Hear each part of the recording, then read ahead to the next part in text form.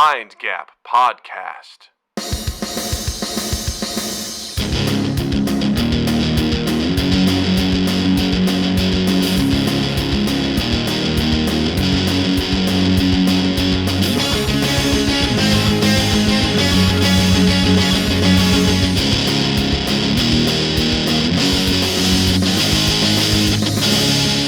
Hey everybody, welcome to Mind Gap Podcast. I'm Doug. I'm Jill. Yeah. Justin's not here this week. And that's okay because he's got computer problems. He's got PP problems. That's what we call it. When you have computer problems, you have PP problems. You could use that at work if you want. See what happens. Don't tell HR I told you that, but that's what'll happen. So he's got some computer problems. He was able to get through doing some editing stuff, but he's like, I don't know if I can podcast this week. And I was like, you know what? This is an excellent opportunity for me to bring this cool cat. I almost said this bag of bones. That's not nice. The old bag of bones. That's what they call it. The old bag of bones. I was like, hey, do you want to podcast with me? And you were like, all right. All right.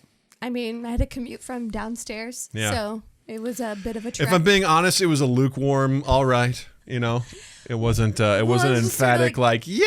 But what are we going to talk about? That's always what I want to know. That's fair. We often talk about really serious shit, so we don't really talk about fun stuff. So you're like, can we talk about something fun that's not depressing? Because when we've had you on in the past, it's been Brett Kavanaugh and Trump. So yeah. Yeah.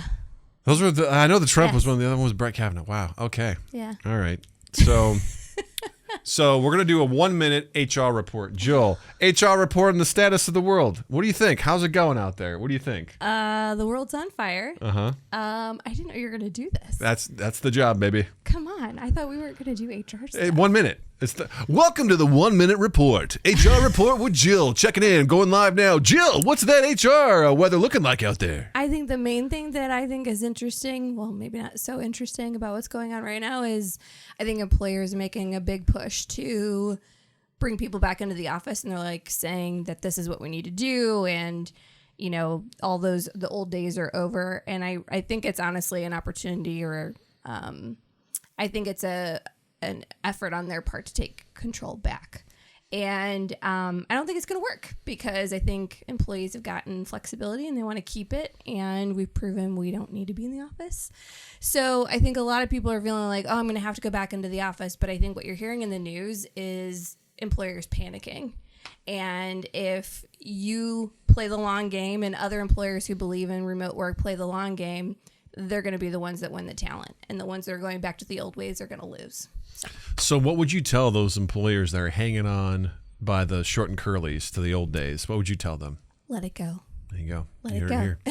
And that's been the HR Minute with Jill. Thank you. Thank you so much. Thanks for playing along with that. I was like, we have to do something. Sure. But we won't make it the whole episode.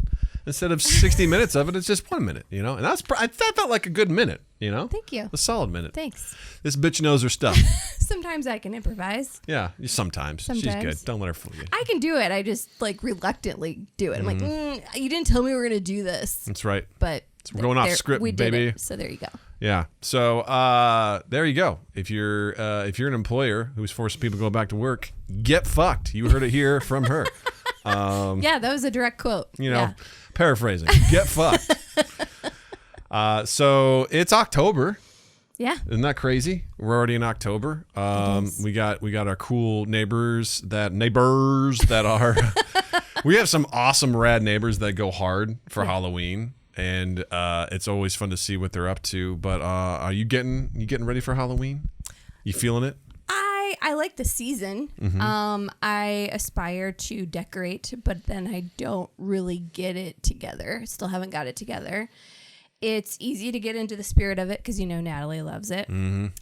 Natalie has taken to needing an advent calendar for both Halloween and Christmas. So we are doing that now. She's very excited. Today she got an eyeball, so that was exciting. Oh, I didn't know what she got.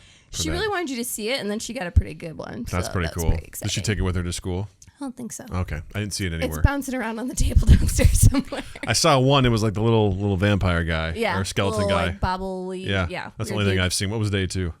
Well, the first one was a Slinky. Oh, okay, Yeah. Slinky. So the little dude, that was number 2. Yeah, number 2. That's cool. Yeah. Yeah. So, yeah, I like the season. It's fun. Yeah. Halloween's fun. I have to say, I've gotten to enjoy Halloween more since having Natalie. Yeah. Like, I hit an age where I was like, I'm an adult. And when I met adults that were like, it's Halloween, I'm like, all right, I don't know how I feel about this as being an adult and being like super into Halloween. I don't know. I see why it's fun, but I don't know. For something about it, like an adult that's like, this is my holiday, I'm like, all right, well, I mean, there could be worse ones, I suppose. I think those people typically were like looking forward to an excuse to get really drunk and do dumb shit, which, hey, that's fun sometimes. You got St. Patrick's Day for that. But this one, you get to, well, I mean, kind of dress up. More dress up for Halloween than for St. Patrick's Day. I think that's often where we heard that stuff from, so it was kind of like a weird thing to get excited about, but Natalie loves it. It's a lot of fun. I love the weather this time of year, and this year we're actually going to dress up, which she's very excited about. Don't spoil it. You'll see pictures. You'll see pictures. She's very excited because Mom and Dad are going to partake. I can't remember the last time I dressed up. Actually, no, I do. I dressed up for Halloween at work a couple years ago. I was a dragon. Oh yeah, for that onesie's around here. The somewhere. onesie, the onesie dragon. I was one of the dragons, one of Khaleesi's dragons. My boss was Khaleesi, and the 3 trainers dressed up as her dragons, and we were all wearing she had a very elegant, like legit Daenerys Targaryen outfit, and we had onesies, like a big dragon wig and onesies. everything. Yeah, we had dragon onesies, and we were like, ta-da! But before that, I can't remember any time that I dressed up. I remember I got a very stern, like, once you hit a certain age, you're not dressing up anymore. And I kind of agreed with it. I remember seeing like kids in like high school and beyond that were dressed up and going trick-or-treating. I think that's the thing too, is if like you're older and going trick-or-treating, it's like, hey, this isn't for you. You know? Yeah. I suppose they could be out doing worse stuff though. So if they're trick-or-treating, they're legit, that's what they're doing and having fun. It's better than them like egging people's houses and, doing other stuff. There's something about a certain age, and we've seen it when people come around here. I look at some of those kids, I'm like, you're too old for this. This is really strange and uncomfortable that you're coming up to me and being like, I like some candy. And I'm like, I'd rather give a 16-year-old candy though than like, if it was like a 30-year-old man, I'd be like, okay, what about a 30-year-old woman? No. You wouldn't have a problem with that? No, I wouldn't think that that's okay either. No, you're like, no, I'd give her all the candy. I'm like, what the fuck? Yeah, I'd be if there's kid behind the bushes, any adult by themselves going like, trick or treat, weird. We'd be like, okay, listen, pal, go down to the gas station and buy your own fucking candy. Or go to Costco, buy your 10-bag, your massive bag of that, and just sit at home dressed up like Wild Bill from Silence of the Lambs, do a little tuck, and then have yourself a Twix or 2. You really paint a picture, don't you? That's my goal. Yeah. I'm here to paint a picture. Yeah. Bit of a painter, Uh-huh.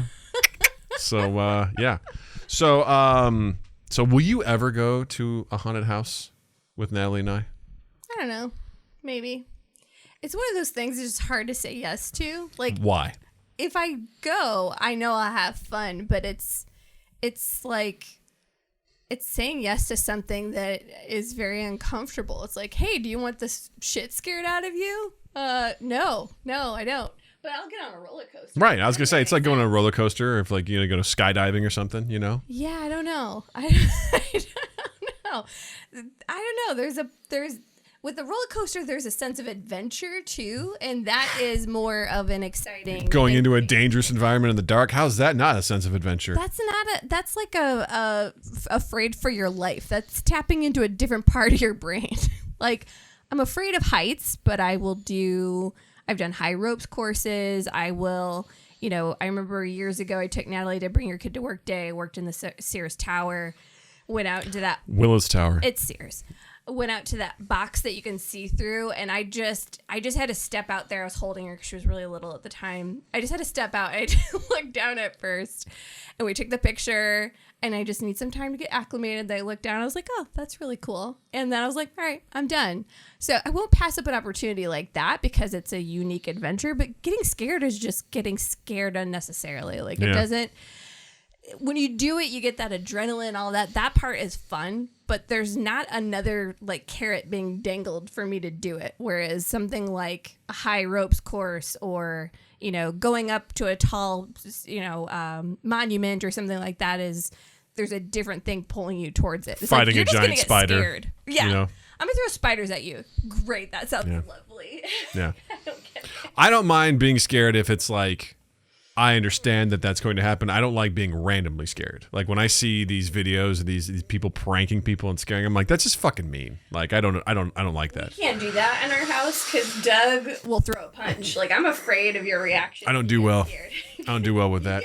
I get very angry when it's like, especially, and this is the best, when it makes the most sense to scare someone is when they're deeply focused in something else. I don't like being interrupted when I'm deeply focused, let alone someone like, hi, or whatever. Like when Natalie's done that a few times, and I've unfortunately been really mean back to her when she's done that, and I was like, don't do that. And sometimes it's, one time was intentional. She was crawling on all fours to come in that door, and then she peeked around while I was playing games or something. She's like, hi, and I was like, what the fuck? I was so mad. I got so mad at her. Now she announces herself as she's going up the stairs, and this room's like towards the back of the upstairs. So she's like, hello. She goes, hello. Just to let me know that's like a daily occurrence now, which I appreciate. She's just like, I'm arriving shortly. Doesn't want you to be scared. We also don't know. Maybe you might be taking a nap. Doug just, go ninja nap sometime. He just disappears. I'm the king of ninja nap. He must be sleeping somewhere. Yeah. Hello. I'm like, oh, thank you for doing that. Because my parents scared me a couple times, like intentionally. And I remember one time I have a very vivid memory of like, I couldn't find my mom in the house. I didn't know where she was. And like I had a dog, and the dog was trying to find her, and she was in our basement, dark, in my dad's room, which I don't think you ever got to see my dad's room. I saw that house once. Yeah. I think we went into the basement, but like that was long out. You guys weren't living there. If there ever was a makeshift cave, that was it, because the basement, like the only light that came in was from the window, like wells from the backyard, and then that room had no windows, so it was pitch black. Which also, by the way, great place to sleep because it's fucking dark. Like you were gonna sleep, but my mom was hiding in there, and as we were like trying to find, like the dog was like sniffing out, open up the door, and my mom came out like Frankenstein. And I remember it scared me so bad, like I was crying, I couldn't breathe. I was just weeping. And that's scared why the shit out of you me. don't like to be scared to this day. I'm sure I don't, of it. and I also don't deep like down in your psyche. And I don't like intentionally scaring people either, because I always feel bad. Like I don't feel good when I do it. It's funny because like Jenny loves to scare people. She always has. My one of my two sisters. And my mom is fun to scare because she has stupid reactions. Like she really could be. We've all seen those videos where like there's a son that always scares his mom. We should do that with my mom because her reactions are always like, like it's always like, and you can't help but laugh at her reactions because she's just so, I don't know, dramatic and dorky. And so growing up, we like to scare her. I think I have this phobia because of Jenny though. Jamie, my oldest sister, does not like to be like chased up the stairs. There is nothing like trying to keep your feet moving and not trip on stairs while someone's chasing you. And so Jenny always thought that was very funny. And I have this fear of like being scared, someone scaring me while I'm in the shower. Like talk about vulnerable, you're like, but yeah, we used to scare my mom a lot because it was highly entertaining. When I say we used to, like honestly, we still do if we have the chance now. So yeah, it's fun. Well, it's one of those things where when you see those constant things of kids like scaring their parents all the time, like what a miserable household to be in. If you're just all the time, it's like I'm scaring you for content. Right? It's like what the fuck, man. Like, right. What are we doing we're here? on the receiving end of it, and we're like, that's funny. I mean, here's the thing. I don't ever want to encourage that with Natalie. Whenever I've scared, like, as I'm a big guy. And I scare people unintentionally all the time, just existing. True. I just walk up, and for some reason, no one hears me go boom, boom, boom, boom, boom. I'm like, hi. And like, oh my God. They turn around and see me, and I'm like, oh my God, he's huge. It's like, yeah, you don't want that. Or, the countless amount of times that's happened where I've just existed and scared people. I'm like, I feel horrible. Because there's nothing worse than like, being scared, but then seeing someone towering over you. It's like, hi. I wasn't following you. I just need to get to the fridge. I'm just breathing heavy because I've been walking for like 40 minutes. Yeah, I just wanted some cheese out of the fridge. Slice off some Parmesan Reggiano. A little bit of balsamic on there. A little bit of zazz. Gives you the good stuff. It's my snack of choice these days. Snack of choice. Snack of choice. Parmesan Reggiano. Slice off some bits. A little bit of parm. Not parm. You don't put parm on parm. You put balsamic. What you do not like that? No. I'm not a big balsamic fan. Love it. Especially when it's kind of isolated like that by itself. You put it in the prosciutto pasta that I love, right? It's in that. No, it's actually not. No. What is it in? It's in something. I haven't put it in anything for a long time. I used to put it in the pizza sauce that I made. Oh, right. But now I put pesto in there. Like, I don't like it as a salad dressing. If that's like a balsamic vinaigrette, I don't like it. It has almost like a metal type flavor to me. I don't enjoy, but I don't mind it when it's been an ingredient. Some of the other things that you've made. I have grown to love pesto. Love pasta and balsamic vinegar. I didn't really know what those things were, and then I tried. I was like, pesto always seemed cool because it was green. So good. And then I had it, and I was like, I love that you thought it was cool. It looked refreshing. Yeah, and it is. It's amazingly refreshing. And then I finally had it. I think I had some okay pesto. I'm like, that's fine. I had it on a sandwich. I'm like, that's pretty good. But it wasn't until I think it was like the Luca pasta. Yeah. That I made. And I was like, Costco, whoa. Man. Costco's got the best pesto. I have a hard time having other pesto because other stuff tastes just boring. And that pesto is like perfect. We've gone to a bunch of Airbnbs, got groceries locally, got pesto. No good. No. Only the best one we have bought out of a jar, Costco. So good. So good. So delish. And then balsamic, like, I don't know, man. I forget. I think I've had it with, with bread at Italian restaurants. They have some balsamic stuff, and they have, having it with cheese. God, it's so fucking good. I'd rather have the EVOO. Get in on that. The what? EVOO. What's that? EVOO. What's that? Extra virgin olive oil. Oh, I've never heard it called EVOO. Clearly, you're not a Rachel Ray fan. No. I'm not. All right. Is that what she calls it? Yeah. Yeah, okay. She also ruins Chinese food. You know. According to what's his name? Uncle I forget. Yeah, the guy. Yeah. The guy that Joshua Weissman is like done stuff with him, right? Yeah. I forget his name. I can't remember his name. I don't know. His uncle, God damn it. I gotta look it up real It's quick. like just a regular first name. Uncle, we're gonna type in Uncle Chinese.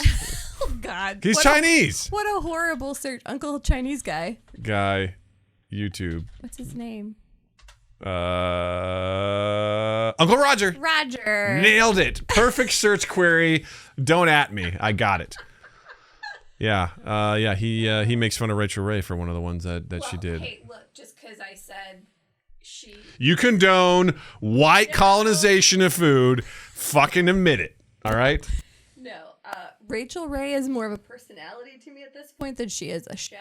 But yeah. I wouldn't trust her. She's not the person you go to for a Chinese food recipe. What would you go to her for? A 30-minute garbage meal. She's the 30-minute. Thought I was queen. making fun of her. Look at this. She's all right. I mean, I don't know. I don't have any affinity to her. Listen, let's just pause real quick. Yeah. She's a successful business person, and good for her. I don't hate her. I just I don't think I've ever made. Okay. I don't think I've ever made anything from her. Solidly okay. Yeah. Perfectly mediocre is what the subtext is for that. Perfectly mediocre.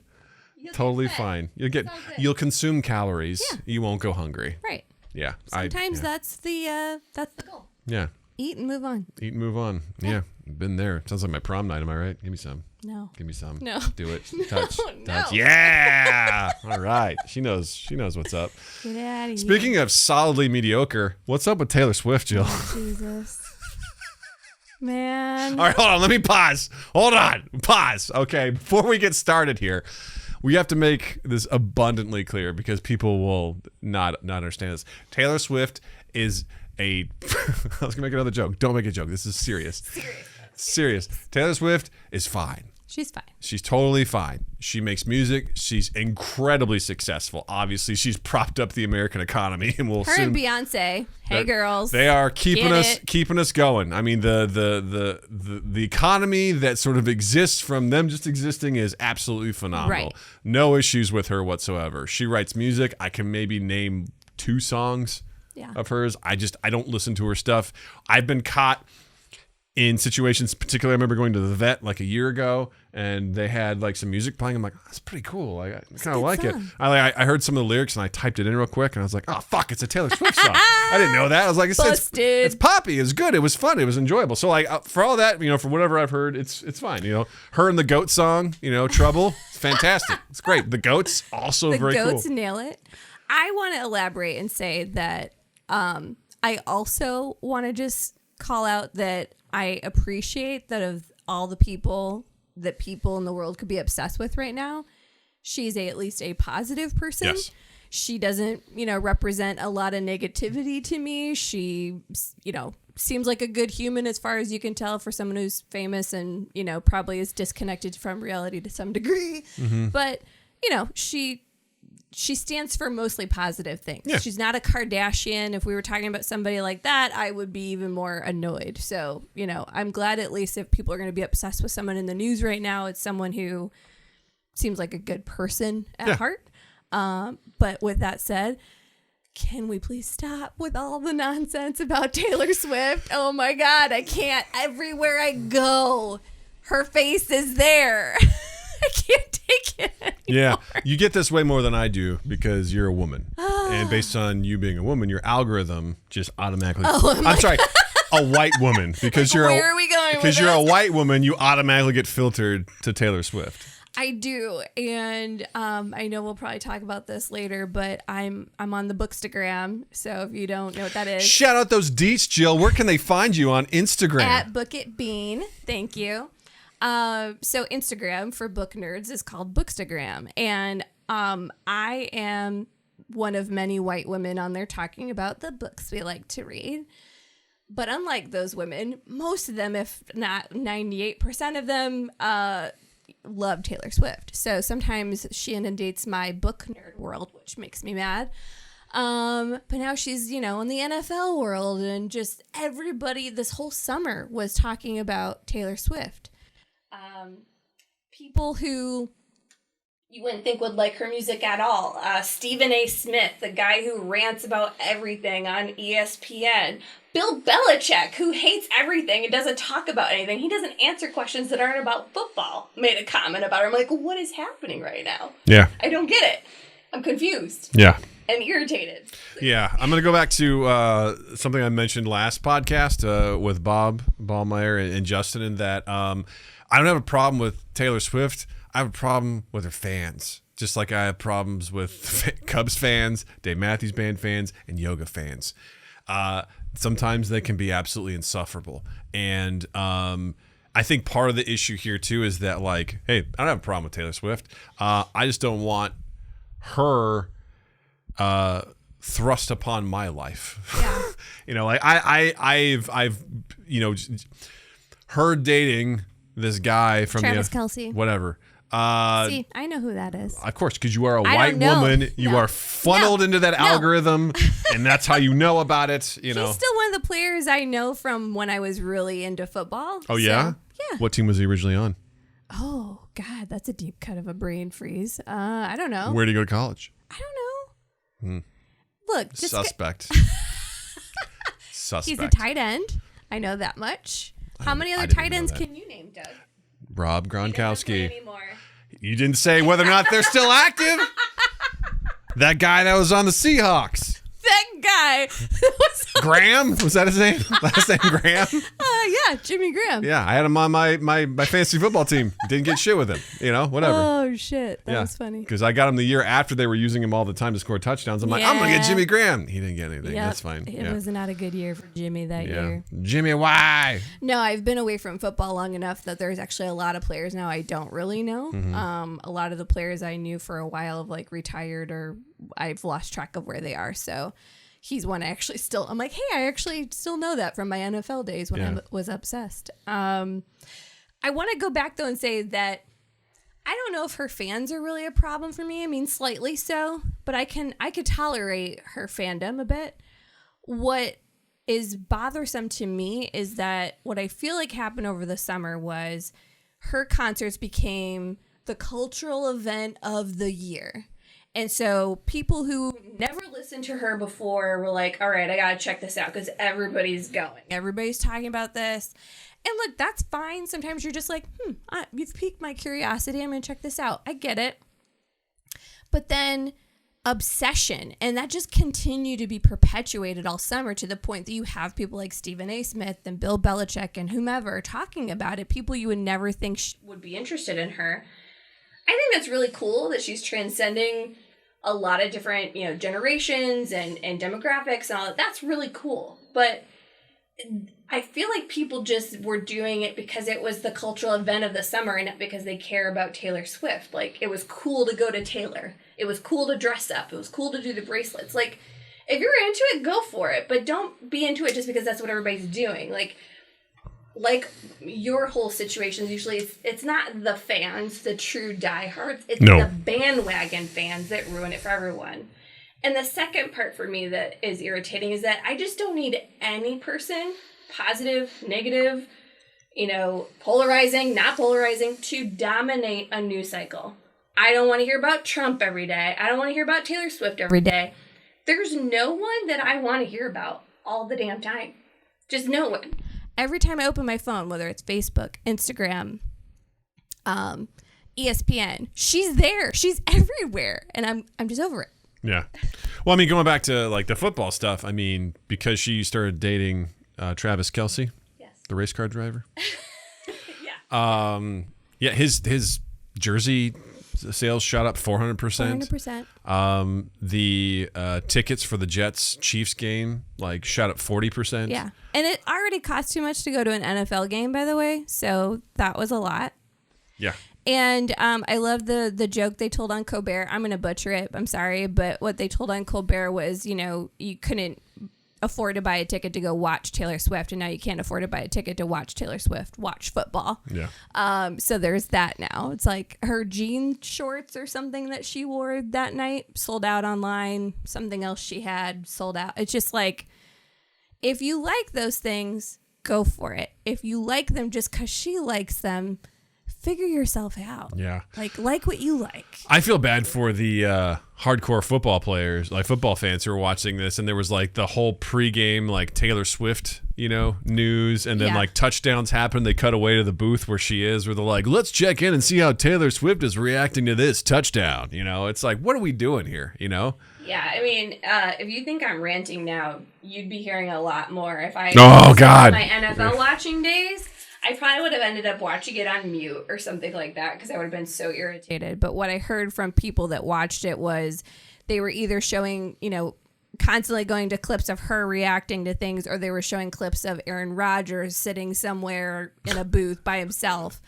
So two people that had nothing really to do with the game, that's what they spent the time talking about. And I mean, I think the NFL fans have had to have been so annoyed by that. Well, I've also heard that some NFL teams have or they're welcome to the broadcast, Swifties, or they have Taylor Swift as a banner on Twitter or something like that as they're just leaning into this. We're yes, give us more money, Taylor Swift, please bring your. I was I never would have seen the Venn diagram where Swifties and the NFL really cross. That's true. I mean, that is kind of funny. Not saying that it doesn't, but I feel like it'd be a real narrow band of people that fit into being both of those. I agree with that. I would think that was something you wouldn't have expected to happen. So to me, it's everybody wanting to get in on the spectacle of it is, and that's why I didn't really want to talk about it now either. It's I don't really want to bring any more attention to it. But as we were walking earlier and you brought it up, I started to Hulk out and I was like, I'll just save it for the podcast. Yeah, because that's the thing is I mean, I want to soften what I said earlier about the fans, because I think that's a good thing to call out, is that it's not the people who are diehard fans. The diehard fans that, support someone like that. I'm a Blink-182 fan. I'm super pumped. They got a new album coming out this month. I can't wait to hear it, And when I was younger, I was super into them. I was super into Drive Thru Records and all those bands, and I was buying T-shirts and stuff like that of those bands and things like that. But I don't know if have you ever had a fandom like that where you were I'm not trying to paint it in a bad light, but it's have you been so into something where you're oh my God, there's this mug of this thing that I gotta buy it, or oh, there's a T-shirt here of this thing I gotta buy it, or oh my God, this is a lamp with a lampshade of the thing that I got. I mean, if it's she just looked down at her boobs.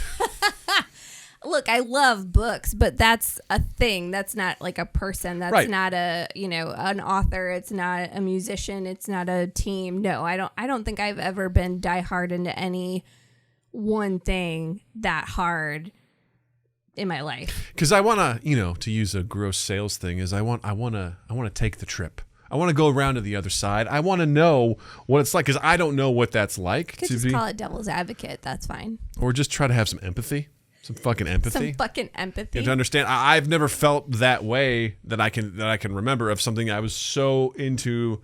I mean, I've been, younger, being like, I was into Ninja Turtles, and if there was like a Ninja Turtle thing, I'd like to get that, but I've never been like, hey, Blink 182 really likes In-N-Out Burger. I've got to go buy In-N-Out Burger. Or, I can't fathom the idea of Taylor Swift, who's a musician, is dating a player on the Chiefs. Therefore, I need to go buy the jersey of the guy that she's dating. That, to me, seems absurd. Yeah. Or look at those jean shorts that she's wearing.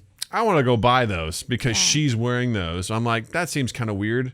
I mean, I will say, like, I know Hurley was a brand name that was really big in the pop punk area. And I remember buying a Hurley hat at one point in time years ago or whatever. I'm like, I like this culture. Yeah, but Hurley sales didn't go up by 400% because of that or anything like that. Like, the Swift effect is crazy. And I mean, listen, if you are the recipient of that wave, it's got to feel pretty fucking good. It doesn't matter how long it lasts. It's like, we just saw the sales of this shit increase 400%, whatever, because I like that Taylor so Swift. far she's using her powers for good and not evil, and that is a welcome change, because there's too much of that, I think, in the US especially, where the people that have the loudest voice and the most influence are not necessarily the ones that you want influencing a lot of people. So I'm thankful for that. My issue is not with her at all. I just don't really like the same shit in my face every day.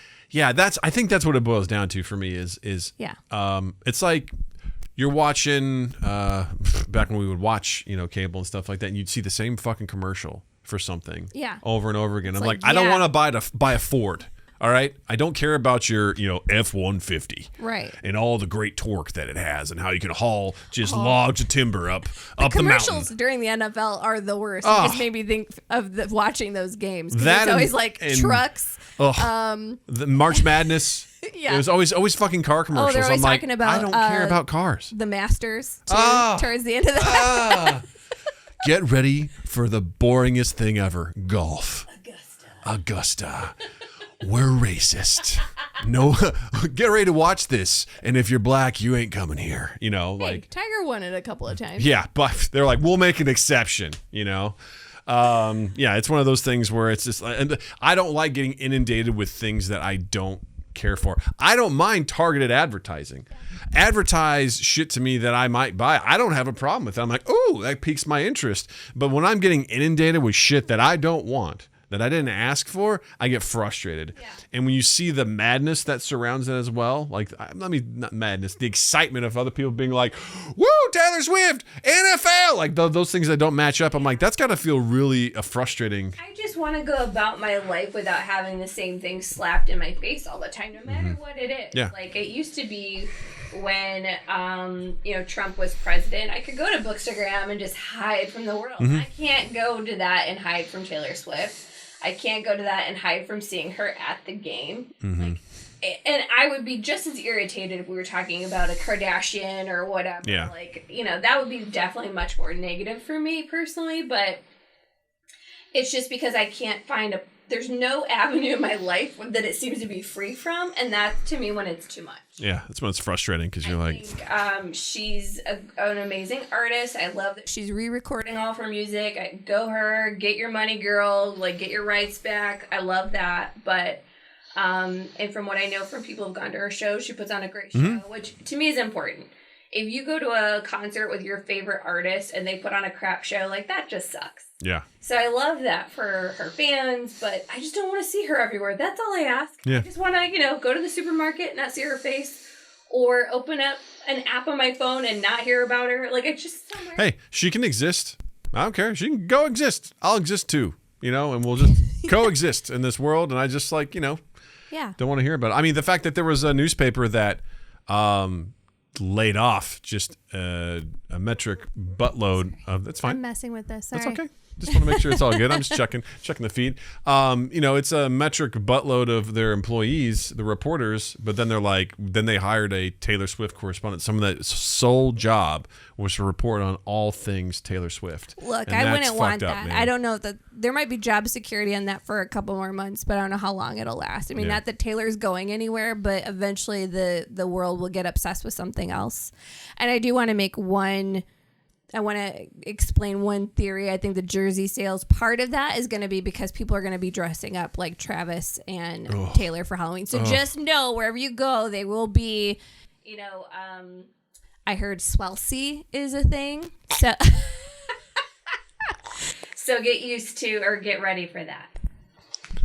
You and I can't hear this because we don't have headphones on, but I'm going to play a fart sound. You're going to need that. There we go.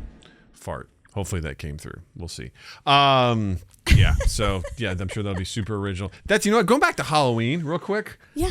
Let's go back. Something I really appreciate is people who are really unique for Halloween. Yeah. Who find really creative stuff. What I don't like are people that are not creative. Let me just back that even more. People who think they're being creative and they're not drive me crazy. They take the lowest hanging fruit and they're like, I'm fucking hilarious. I'm like, are you? Example? Let's see here. It's kind of like when we were in comedy and someone's like, all right, here's your suggestion. Cucumber. And then someone's like, I'm in the grocery store. I've got a cucumber. It's like, you can go better than that. What else does cucumber make you think of? It makes you think it's something green. It's shaped like a dick. Let's go to the Hulk, who's I thought of the spa, but okay. The Hulk's having erectile dysfunction. That's the way you start with it. That's a great way to go. You go deeper. And go. It's like, it doesn't work. I'm sorry, Black Widow. Do you know that's how Hulk sounds? Did you know that? I swear this never happens. Sure. Do you know my secret is I'm always soft on the inside. Oh God! Wait, what were we talking about? I don't know. Halloween costumes. So where do ours fit in without saying? Like, it's fine. It's fine. Classic. It'll be a classic. Is a great way to put it. It's a great family. Yeah. One to do. I love seeing that stuff where a family, gets an idea and they roll together. I think that's cool. I guess, I kind of railed there, but I didn't have like a specific example. But I've seen some stuff where people just think they're really, really clever. And I'm like, okay. Well, we went to the Halloween store over the weekend. I saw a button that said, "This is my costume." Oh, fuck that. So you mean like something like that? Stuff like that. Or someone's like, like someone's like, I'm Jake from State Farm. It's like, they just wow, wearing like a red shirt. Okay. Yeah. I was like, great. Yeah. I'm sure someone at State Farm's just like, oh yeah. Spread the cult, spread the propaganda, baby. Free advertising. It's Jake from State Farm. Yeah. Anyway. No, I get it. It's sort of, it's just one of those things, sort of pretentious and irritating. I'm not that clever, so I couldn't come up with one that's super unique. So when people do, I find that to be really clever. I don't know if you'll like this one or not, but I saw a clip the other day of this folks that had dressed up at their office. And I forget, this woman was sitting in her costume, sitting in a chair. And I forget what she was dressed up as. It might have been like a Dorothy from Wizard of Oz or something like that. And they're like, all right, they were like taking video, but it almost acted like they were taking her picture. And they're like, okay, you can get up now, next. And then the chair stood up and it was a person. It was like a recliner and it looked legit. It looked like a leather recliner and he like stood up and it was these like parts of the recliner. It was really Hold on. like, questions. What? One, was she sitting on him? Yes. Two, did she know she was sitting on him? Yeah, she did. Okay. She did. Because this was not an HR nightmare. we're going to go back to HR real quick. It's like, this is how you get fired for Halloween at your work. She's sitting there and then his arms just go around her. Yeah, she's not like, okay. something's poking me back here, No. Or the seat was his face. No, thankfully, no. His face was like the back of it. And so it was almost like she was probably sitting on his lap. And it looked like a substantial costume where I don't know if there was wood structure in there, but when he stood there up, was wood.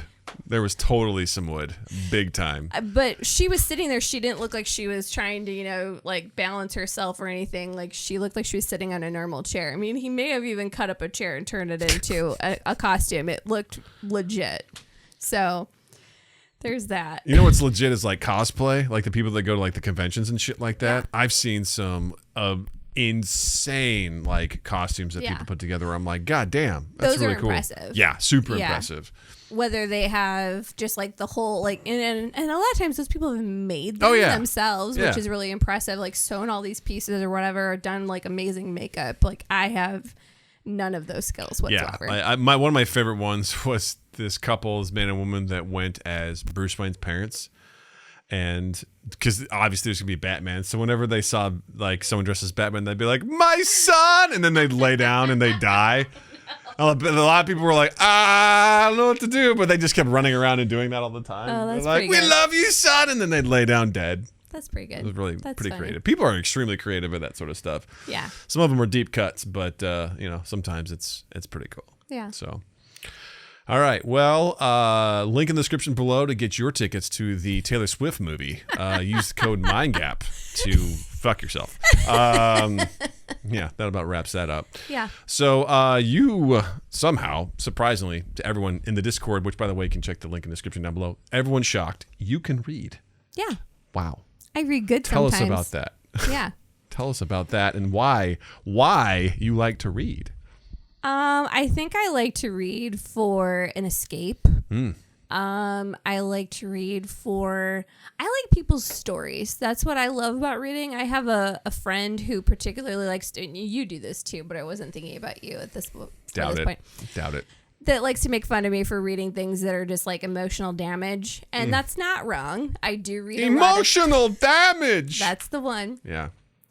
But it's not because I enjoy like, scrumptious hardships or anything. I like hearing stories about people overcoming. I like whether they're true or not. What's the ESPN documentary? 30 for 30. Yeah. There's that. There's E60 or whatever. Like, I like those stories of overcoming. I like the underdog stories, coming of age, whatever life throws at you, the shit you go through, getting through to the other side. So yeah, I do read some stuff that's some hard stuff, but that's what I enjoy about the stuff I typically read. I still like thrillers and fun books like that too, but mostly at the core I like the character journey of anyone. So I don't know, but I don't know, it's a solitary activity. I kind of enjoy that. It's my little peace and quiet time. I love books so much. Yeah. I could do a podcast about books and just talk about books all day. So. Hear that? Get ready, gang. Cover up your butts because there may be a new podcast and a unique one, a books podcast starring a white woman, white lady. Right? There's none of those anywhere. But you know what? None of them have Book It Bean in there, so check that shit out. That's what I mean? Hot takes from Book It Bean. You know what I mean? Yeah, I think it's great that you've really embraced. You've always enjoyed reading as long as I've known you, but you've the last few years, I think pandemic and things like that, you think you really kind of, got it all turned up, What helped too was when we moved out here, because we were commuting on the train. And so I was reading on the train. What actually really ignited it for me though was, let's see, it was about 5 years ago. I was studying for a professional certification. And I was taking a class and it was all online, and then I had to read all this content and test all this content on my phone. And I'm not someone who enjoys being on my phone all the time. And so I use my train time to study all the time. And I just could not wait during all that to test, be done, and then pick up a physical book. I was so sick of staring at the screen of my phone. Like, my thumbs were numb from this bullshit. I could not wait to get a physical book. And so I promised myself that when I was done, I would buy, myself, I had a couple books in mind, and I was like, oh, I'm going to read on the train. It's going to be great. And since then, I've just, every year I think, oh, I'm not going to read as much as last year. And then I keep reading more than the year before. Every year. You're PRing every year. Yeah, and I don't mean to. I actually set my goals lower each time, but I just keep reading more. I'm already have read, the amount of books I read this year is a lot, and we have a lot of time left. So this is going to be my biggest year for books, I think, and it's not on purpose. I just the heart wants what the heart wants. It's true. And the heart wants books. Hot wants books. Free the books, y'all. Yeah, I've. It's funny for me with reading. Like I have to really find something. And when I do, I latch on and I don't let go, and I'm into it. I'm in it all the way. But then it'll take me a really long time, really sometimes years, to pick something up again. I think we're in that stance with you right now because it used to be we go to the library, you would go upstairs, you would find some books. That hasn't happened in a while. I like comics and things like that. So I feel like with Natalie's next little adventure that she starts soon.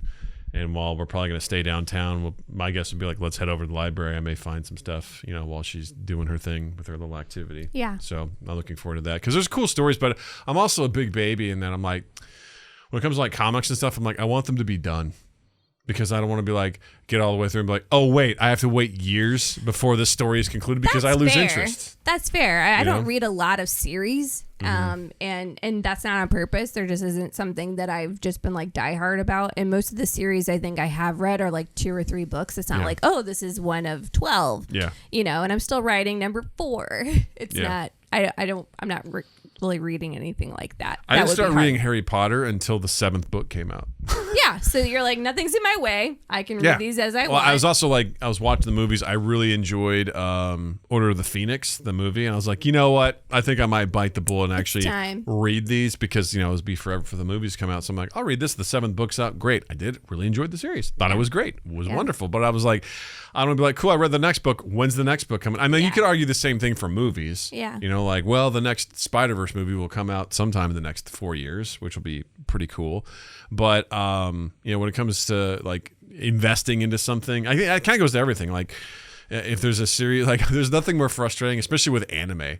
I'll be watching something. I'll be like, oh man, this is getting really good. And it's like, it stopped. I'm like, why did this stop? It's like, oh, they're not done with it yet. I'm like, what the fuck? They're just going to put it down for a little while and make you wait. I was like, I thought this was done because I judge it on the idea that this is its entirety. Like I watched this show, the Vinland Saga.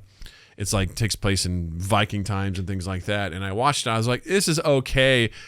I liked it for a while, but I didn't. And then it ended. I was like, fuck this show. And I didn't realize it was like there was a season 2 that wasn't out yet. I was like, it was a shitty ending. It's just sort of, I was like, fuck I didn't this. like that. And I was like, yeah, because it's not over yet, you dummy. And I'm like, oh, my bad, So I don't know. I just like, I did the same thing with Attack on Titan, this show that I watched the first season of, and I love this, and I waited years, and they're like, final season's here. I'm like, awesome. I start watching it. I get all the way, and it's like, by the way, final season hasn't started yet. And I was like, no!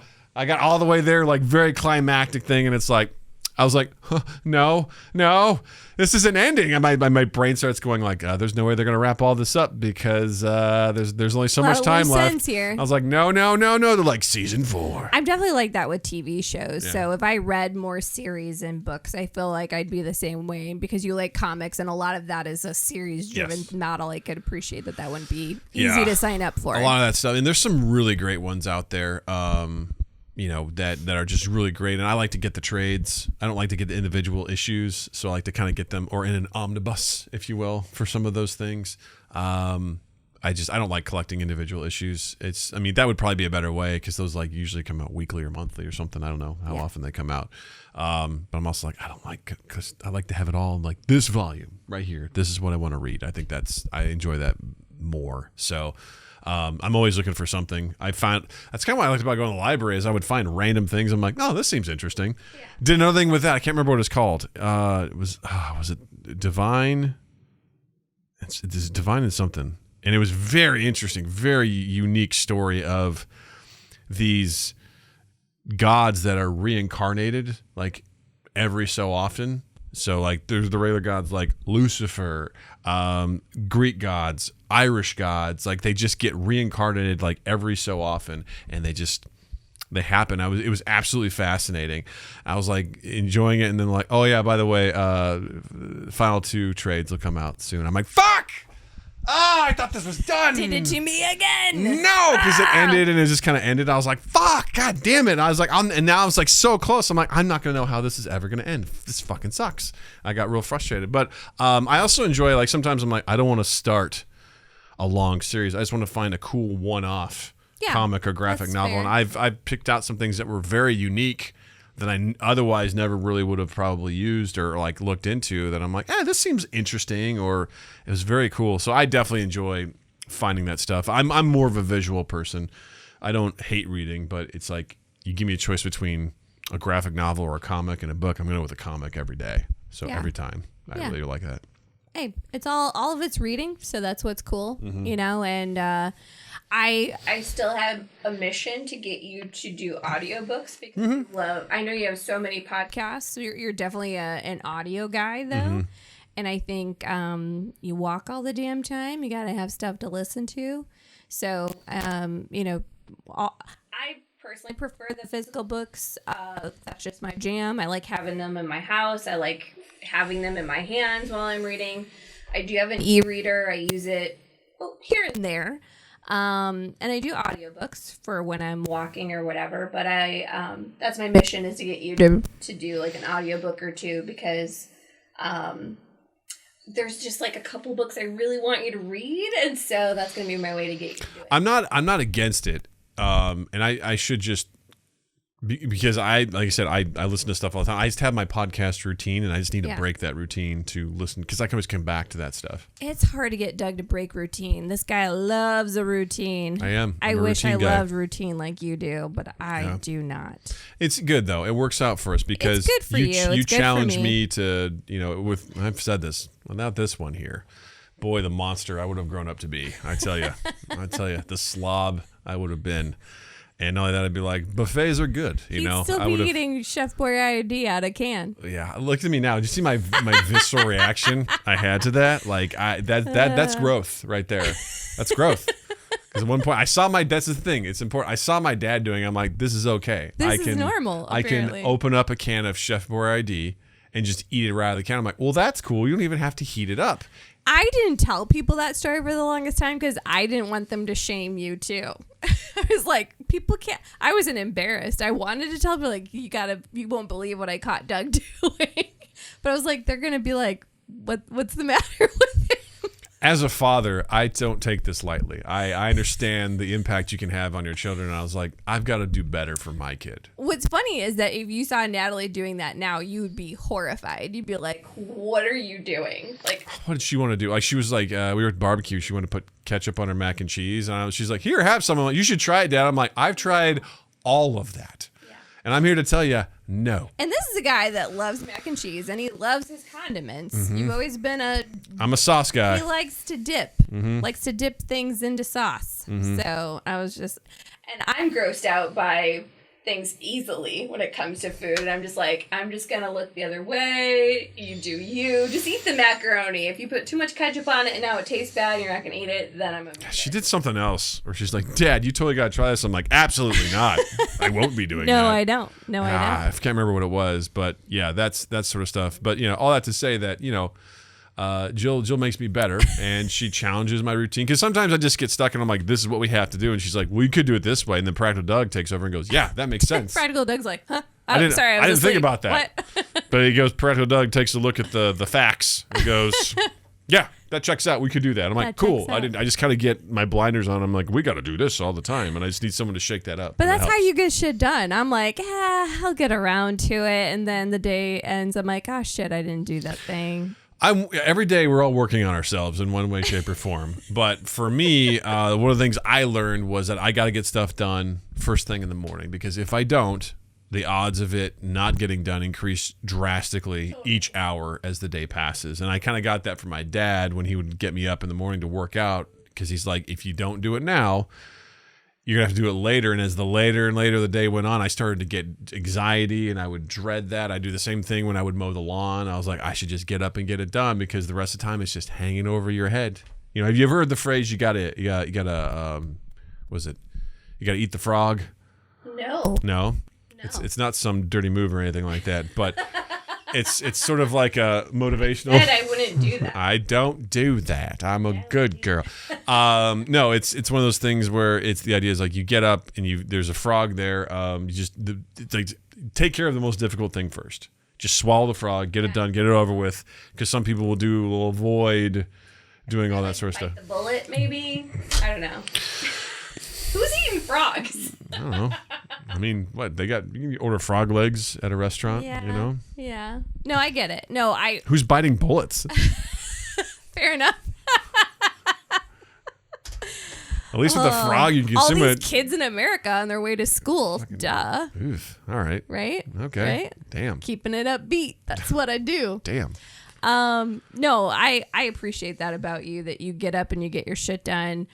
I don't like to do that on the weekends because 5 days a week, that's what you have to do. You don't have a choice. You have to get up, you have to shower, you get ready, go to work, all the things.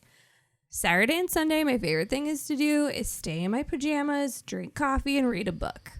I don't want to shower and go somewhere right away. I don't want to start all of the chores. I don't want to start my work. I don't want to do that on Saturday and Sunday. I don't, because 5 days a week, I don't have that choice. And those 2 days I do, and I take it every weekend if I can help it. Nice. I'm just like, on the weekends, I'm like, I get to sleep until 7:45. Ooh. That's a big deal. And I get up early enough too. But I'm like, ooh, I get to read before Natalie wakes up. I mean, that's definitely Doug from 5 years ago. Yeah. That was totally him. But for me, I was like, I need to get up and move around, because if I don't move around, I'm not going to hit my move goals for the day. And pretty soon we come up on 2 years straight of hitting those move goals, y'all. That gives me so much anxiety. Gives me motivation. Good for you. I Thanks. do think that's good. I don't feel the sincerity in that. No, I'm glad it works for you. To me, that gives me so much anxiety about the longer the streak goes on, the more of a hard time I have with breaking it. Yeah. And I know you won't. At some point, you'll decide my goal is this. I'm going to get to here. And then after that, I don't care. And you'll be okay with that. I would not be able to be okay with it. I would still obsess about it. I would still have this thing oh, now you're not doing enough. I'd find a new reason to punish myself about it. So for me, it's better not to have that as a everyday thing. Mm-hmm. If I close my rings most of the days of the week, I'm happy about that. Yeah. But I can't live and die by the rings because it's not a good thing for me. Yeah. But I love that it works for you. I really do. I wish it worked for me. It's a huge motivator for me. It worked for me. Because it keeps me moving, and that's important to me, because I don't want to be a fat slob like I was, not that long ago. Well, I think that your way of doing a routine and get up and get after the day, it's one of the many reasons why we work so well together is because while you're doing all your things, I'm holding down the fort with Natalie.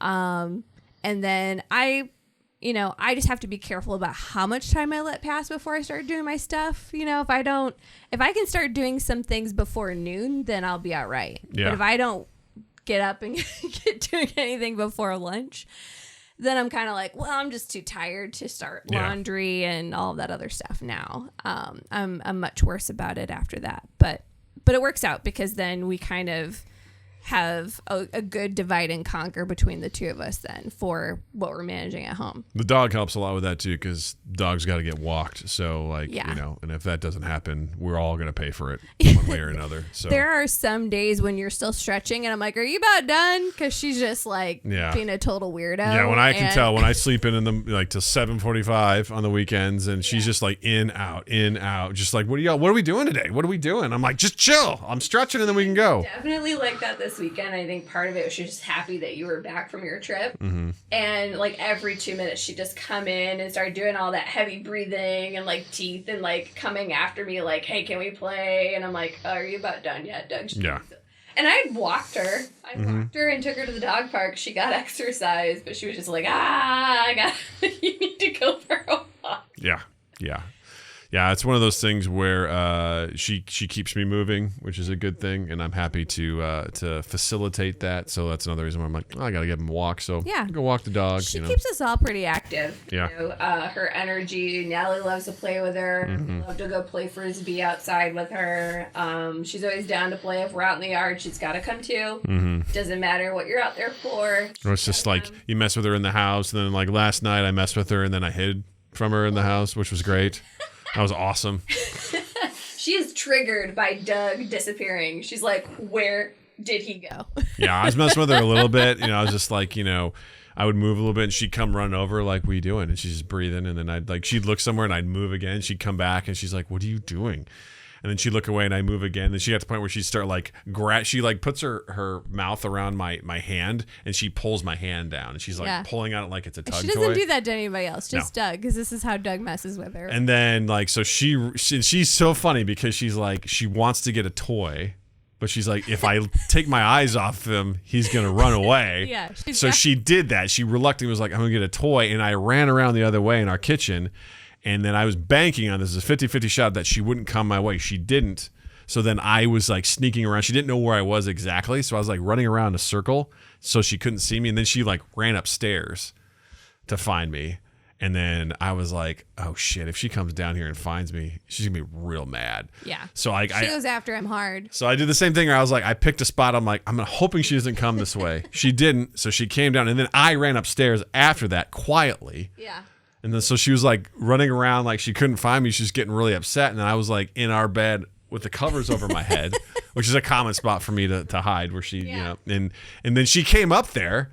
Yeah. And then she didn't look that hard. It was like Natalie looking for something. She was like, he's not here. Anyway. It was also dark. And she was just like, and then she ran back downstairs and like, go on up there. And then she got up on the bed and jumped around, but didn't dig.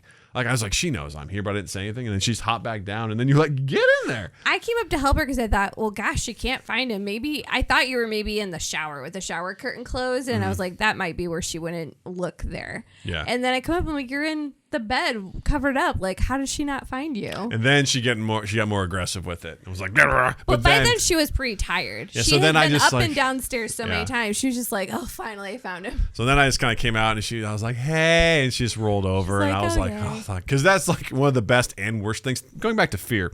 When you mess with your dog and your dog's like, you know, coming in hot, it's like you never run faster or move as quick as you can. And you're like, this dog's going to be so pissed when she gets a hold of me. You know? You should, if you haven't already, share the video in like the Discord of the first time we did the blanket. Oh, God. We tried to do the blanket strip where you're like, hey, and then like throw it up and then run. And then you're like disappeared. She immediately just bit my dick. Like immediately was like, what are you doing? What are you doing? And I was like, oh, God. Didn't work that well. I also wasn't very good at it. I was like, you see my foot? And she's like, where the fuck are you going? And she just went after me. I mean, she's a border collie. She's pretty smart. She's like, yeah, I'll get it. We've unfortunately trained her that, you know, if anyone gets out a blanket, they're going to try and hide from her. And she gets really aggressive. She is triggered by blankets, particularly when you're holding them. Yes. But Natalie always thinks that looks super fun. She wants to do it too. So I don't know. There was a time, like probably about a week or two ago, that we were doing the blanket thing. You were doing it with her, and then Natalie wanted to do it too. And I was like, you better be careful because she brings it all to the table. Yeah. She's gonna dig. She doesn't care about where your face is. She has no spatial awareness. This dog, like, she brings it all. I'm like, you're little. She's gonna get in your face. It's like rubbing the belly of a cat. You got to accept. Yeah. You're signing the waiver when you do that, where you know what's going to happen, and you got to be okay with it. It's exactly like that. I know that with her because she'll bite and she'll kind of pinch my skin sometimes or whatever. She doesn't give a shit. That's what she's just having fun. So I understand. Cracked up by the noises that she makes because she's not that vocal of a dog. Like, she'll bark at people that walk by. She'll want the doorbell to be rung, but she's not one that just barks all the damn time. She starts growling and it's really funny. Like she's like whining and I don't know. She sounds annoyed, like, God damn it, you know. Sounds annoyed.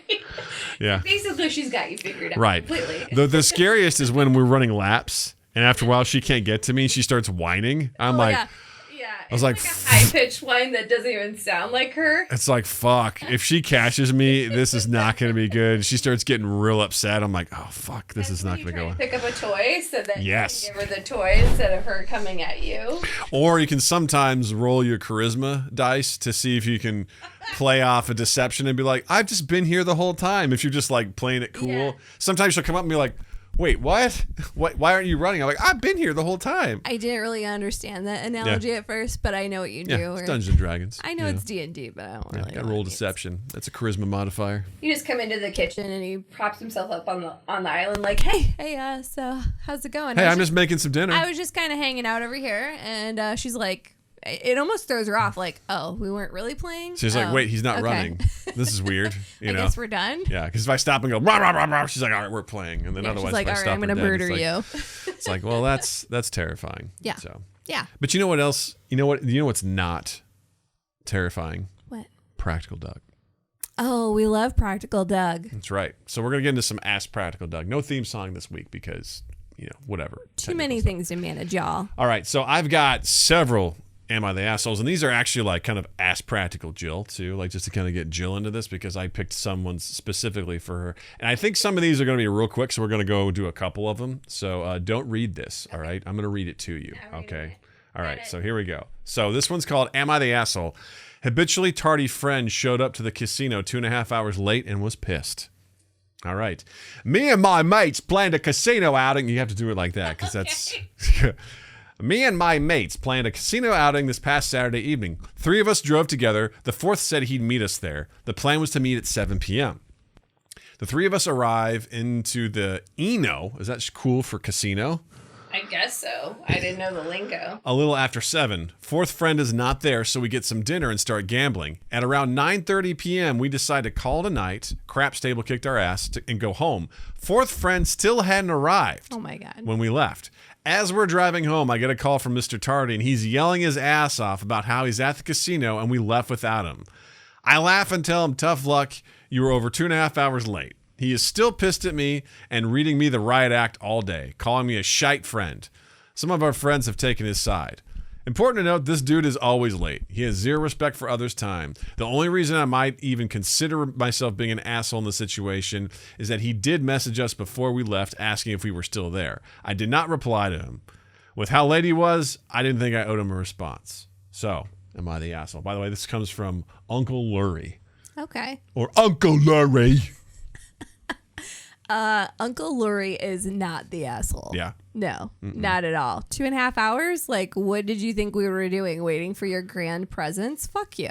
No, we're on to other things. What is the time frame where you're like, where you care up to this point? First of all, if you're running late, you should just text your friends and let them know. Like, I have no problem with someone being late. We're meeting at 7. Maybe we're going to eat first and then we're going to hit the tables. Okay. We're sitting down at 7. You're not here. You text and say, hey, I'm running 30 minutes late. We're going to go ahead and sit down and start ordering food. Like, join us when you're ready. Fine. But you don't say anything until you're on your way 2.5 hours later. Fuck yourself. Yeah. Like, we are waiting for you. Yeah. That is so beyond rude. Mm-hmm. And even if, like, I have a perpetually late person in my life, but this is a whole other level. Yeah. This is where you really think the world revolves around you, and that's not cool.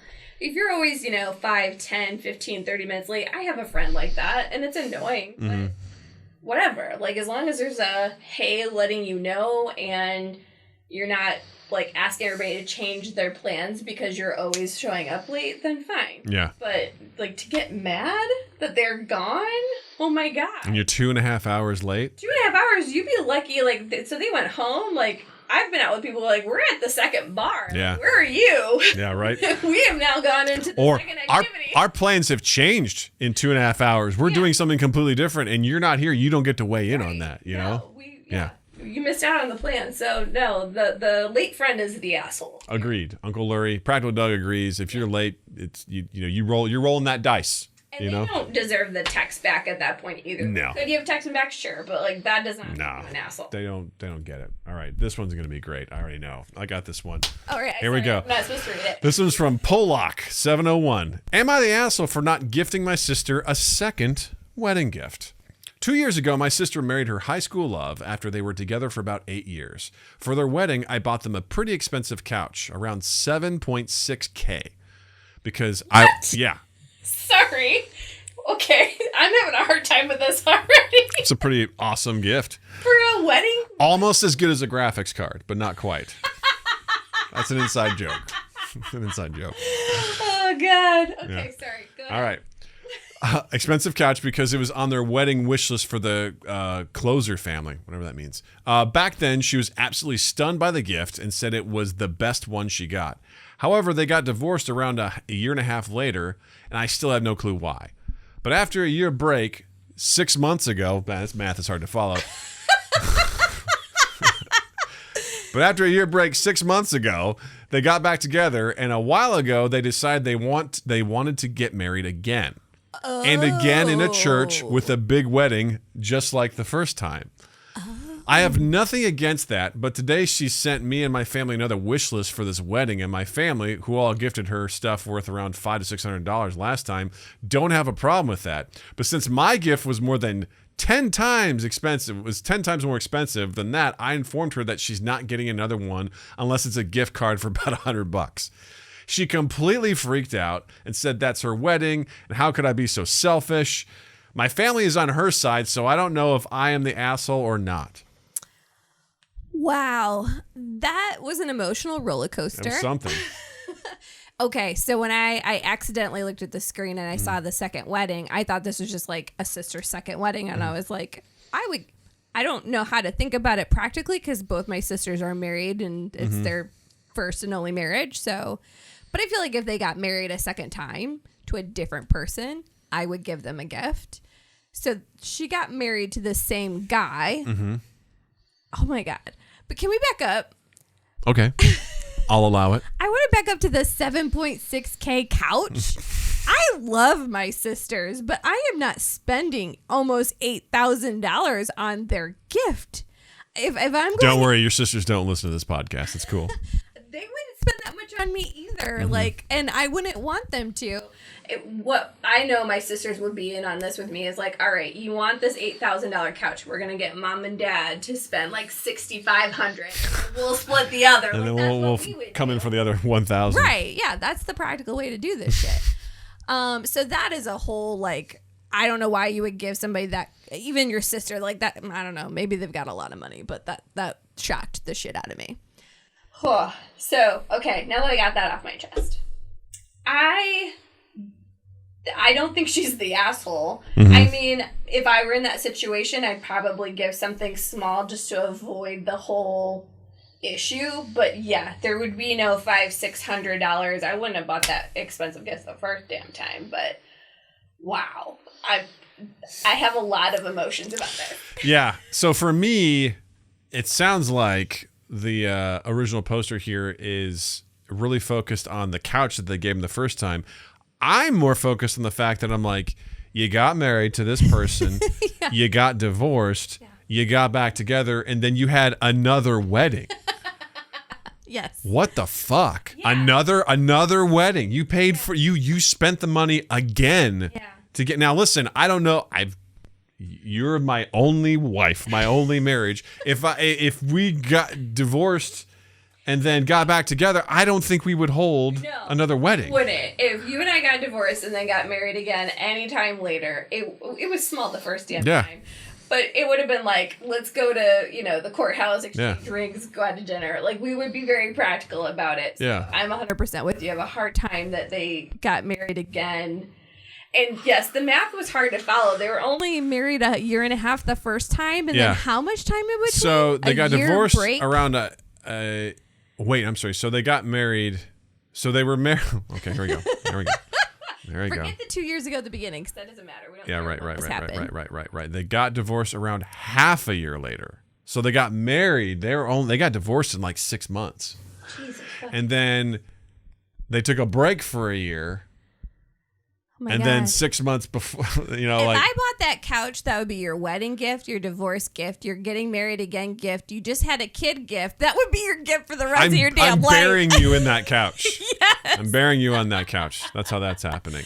I'm upset by the fact that they got married, they got divorced, they got back together, then they have the audacity to be like, we're going to throw another wedding again. That's everyone's gross. like, we're going to buy them more gifts. It's like, no. No. What did you do with all the shit we bought you the first time? Why? Divvied up the pots and the pans and the monogram towels and whatever the fuck you register for. You get rid of it. Right. Who took the graphics card, right?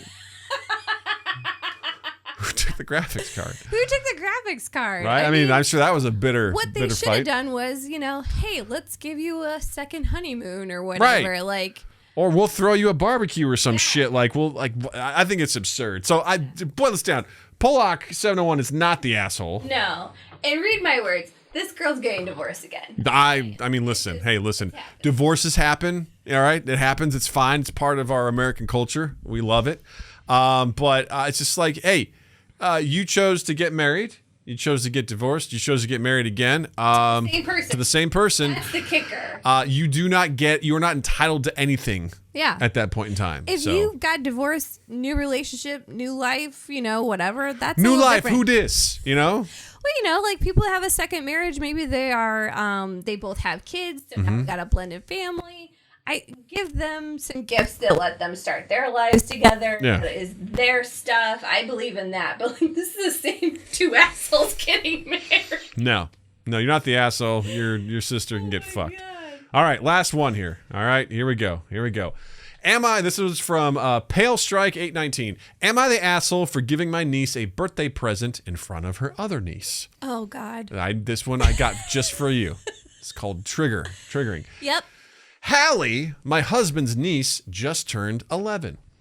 We were out of town for her birthday. Yesterday, we went over to my mother-in-law's house for lunch.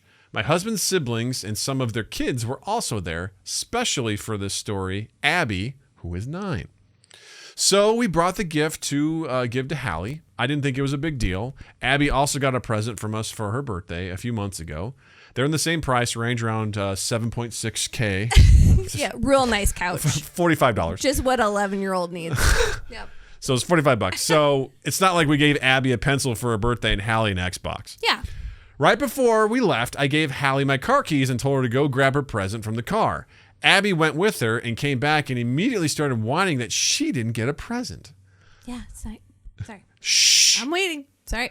I explained it was for Hallie's birthday, and then Abby went to her parents and started a full-on tantrum. Now, Abby's dad is mad at us and saying we should have given Hallie her present more discreetly because it's not fair for one kid to get something. Funnily enough, my 6-year-old nephew understands the concept of a birthday present and is happily sitting on the floor while Hallie shows it to him. My husband and I are saying it's ridiculous to turn this around on us, and everything was getting very unnecessarily heated, in my opinion. Abby's parents are harping on about fairness and then going in on my mother-in-law for letting Hallie open the gift and saying she should have been made to wait at least. Hallie's parents weren't there. Wow. Okay. Am I the asshole? Hashtag triggered. No, I am totally on the side of the poster here. And mostly because of the ages, honestly. Yeah. I will say that there is a particular age range, and it maybe depends on the kid a little bit, but I would say 3 and under, where it's hard for the sibling to have a birthday, and they don't get it yet. Yeah. They don't have an understanding. I feel like when Natalie was 4, that's when she understood Halloween, so 4 might be a good age where you don't need to do that anymore. But 9 and 11? I mean, come on, no. Like, you had your birthday already. This is your 11-year-old sister's birthday. Why would you expect her getting a gift? So 9 means they're in 3rd or 4th grade. Yeah. You're old enough to know better. You're old enough to know. You're old enough to know better. The 6-year-old was handling it. I mean, I do appreciate, I remember that stage with Natalie. I remember that stage with my nieces and nephews where you kind of gave a gift to the younger baby, sibling or whatever. I think that's fine when they're 1 and 2. Well, 1, they don't really know. Yeah, it's they're like dumb. 2 and 3 where they're kind of like, wait, why are there presents and I don't have one? Mm-hmm. And that's fine. Give them a little something on the side. But at that age, at some point you need to help your kids understand that it's not your birthday. So they get to blow out the candles. They get to open the presents. I've been to a lot of birthday parties where the kids that are there are all like so in the business of the kid opening the presents, and they're kind of almost opening the presents. That drives me crazy too. I know it's hard when you're a kid. You're so excited, but they need to know that this is about this other kid, and they need to be excited about that and making that a thing. Because everybody gets their turn. Yeah. You'll have your time at some point. That is, if you are doing this at their age, you're perpetuating a problem that you shouldn't be, you need to be fixing way before they're 9 and 11 years old. Yeah. No, I agree. If there's a certain point in time where you have to have a child understand that just because it's someone's birthday doesn't mean it's you get something too. That's just not how the world works. Right. And you need to learn to accept that and to be 9 years old. Like, Natalie understands that. She's 7, 7.5, you know? You should actually be thankful their birthday came first in the year. That should make it easier. If you're having a hard time, that should make it easier. Well, you already had your birthday. If I had, if my in-laws or whatever was like, I really wish you would have had Natalie get that more discreetly. I'm like, she's 11 and your kid's 9. Yeah, were we hiding the fact that it's your sister's birthday? Like what she's are we your doing? sister. You're where she was born, separately from you, Like, right? What are you doing? Like, this is crazy. It's like, my cousin's upset because my birthday, and it's whatever. It's fucked up. It's stupid. So you're not an asshole. There's a time and a place for that, and I think it's a very young age, like 2 and 3 years old, and after that, might depend on the kid or whatever, but. Definitely 4, 5, 6. You should be working towards. It's this person's birthday. This is about them. Your turn will come. Right. Let them be excited about when it's their time to do it. I think Natalie's first big friend birthday party was for when she turned. It was last year. When she turned 6 or turned 7. 7. Oh, I feel like maybe it's because I've been to so many damn parties that it's harder. It's a real battle. It's a real battle. But. She was really excited about when, and she still is, every birthday party we go to. Well, for my birthday, I'm going to do this, and it's not till February, so we got a ways to go. But that's how you get them excited about when it's their turn, what they're going to do. Just talk about it instead of, pacifying them with like, here's your gift so you don't make a big fuss. Yeah. I can't even deal with that. It's nonsense. No, and if that's what any of my family members or my friends demanded, I'd be like, well, then we're not coming to your party, and neither kid's getting anything. Yeah, we just won't do gifts. We'll cancel that's gifts. How that works. We'll take the Chris Cochrane way. We'll just cancel all the gifts. That's Birthdays what we'll do. Are canceled. They're all canceled. Fuck your birthday. Kids have to understand that everything's about them.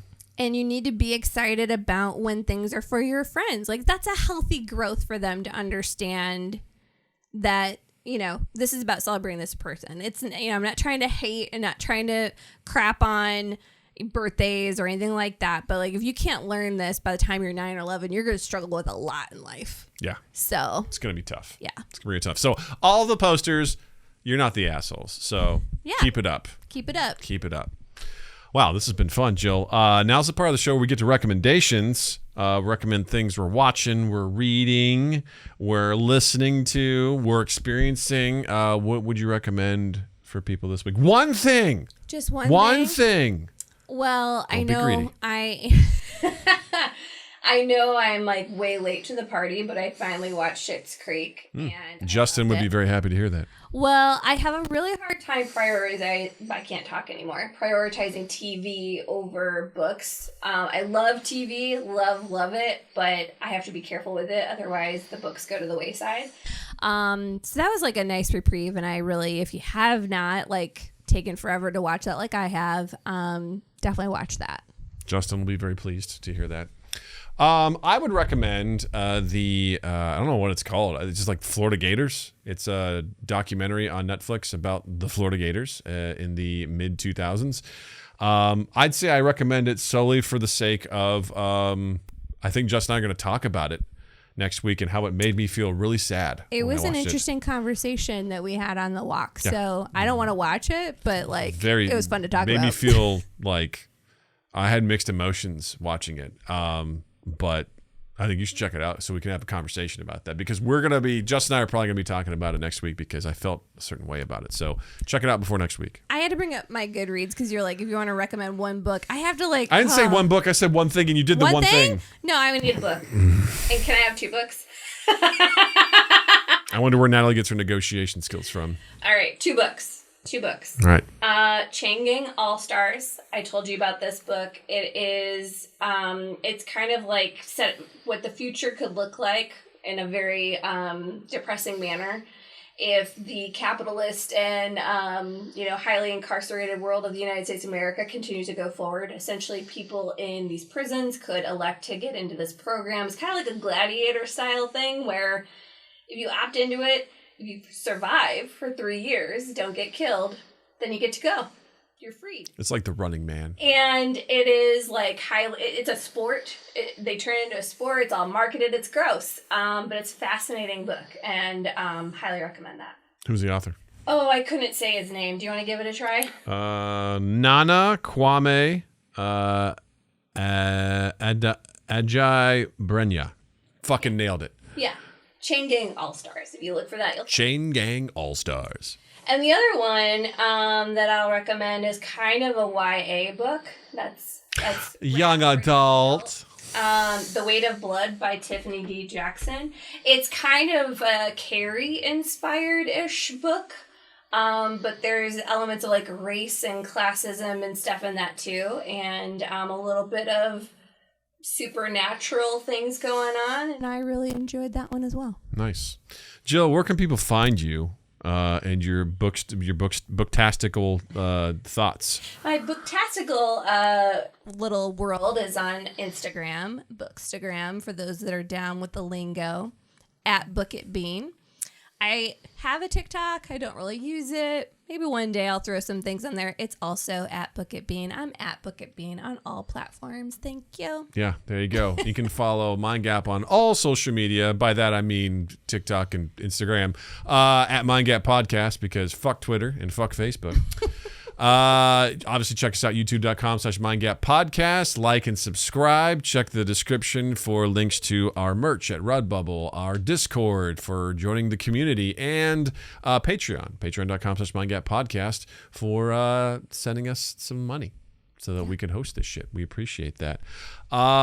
Justin would say, be sure to, wherever you're listening to this, like and review. And, of course, the most important thing is to share us around. If you find something funny and cool, share it with your friends. Share it out to the world so we get more eyes and ears on our stuff and help us grow. It'd mean a lot to us if you could do that. So thank you very much. And with that being said, I want to say, Jill, it's been a goddamn pleasure having you here. Thank you. This was so much fun. I had a lot of fun. Thank for you. having me. Thank you for coming to my room. You're welcome. To record. Yeah. This is fun. Bring me all the way from downstairs. Yes, it's very, very nice. So with that, I'll say thank you so much for listening. Thank you so much for watching.